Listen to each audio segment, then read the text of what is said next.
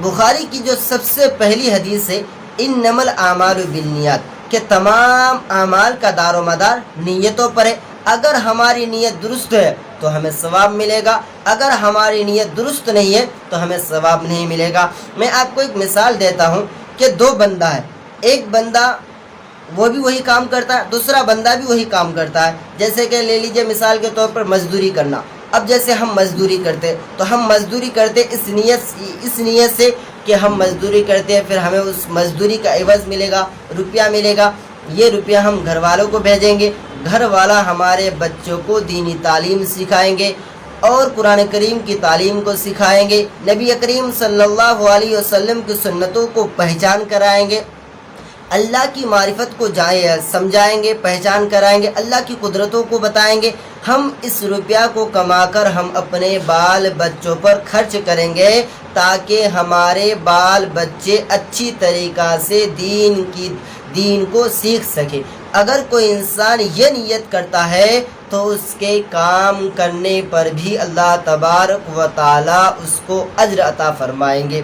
اب ایک بندہ ہے کہ وہ بھی مزدوری کرتا ہے، لیکن اس کی نیت یہ ہے کہ ہم مزدوری اس لیے کرتے ہیں کہ جو ہمیں مزدوری کا عوض جو روپیہ ملے گا اس روپیہ سے ہم شراب پیئیں گے یا جوا کھیلیں گے. دیکھیے کام دونوں کا ایک ہے، محنت بھی دونوں کا ایک ہے. فرق کیا آیا؟ فرق صرف نیتوں کا ہونے کی وجہ سے جو دوسرا بندہ یہ نیت کر رہا ہے کہ ہم اس روپیہ سے شراب پیئیں گے، تو دیکھیے اس کے کام کرنے کی وجہ سے اس کام کا اس کو ثواب نہیں ملے گا. کیوں نہیں ملے گا؟ کیونکہ اس کی نیت میں نقصان ہے، خرابی ہے، اس کی نیت درست نہیں ہے. اور پہلا آدمی کام دونوں کا ہے، لیکن پہلے آدمی کا جو نیت ہے کہ ہم اس روپیہ سے اپنے بچوں کو دینی تعلیم سکھائیں گے، تو دینی تعلیم سکھائیں گے، یہ اچھے عمل ہوئے تو فرماتے ہیں کہ اس بندہ کو کام کرنے پر بھی ثواب اللہ تبارک و تعالی عطا فرمائیں گے. تو دیکھیے دونوں کا کام ایک ہے، محنت بھی ایک ہے، لیکن نیت کے فرق ہونے کے وجہ سے اللہ تبارک و تعالی ایک کو اجر دیا، ایک کو اجر نہیں دیا. تو پتہ چلا کہ کاموں میں نیتوں کا دخل بہت ہے.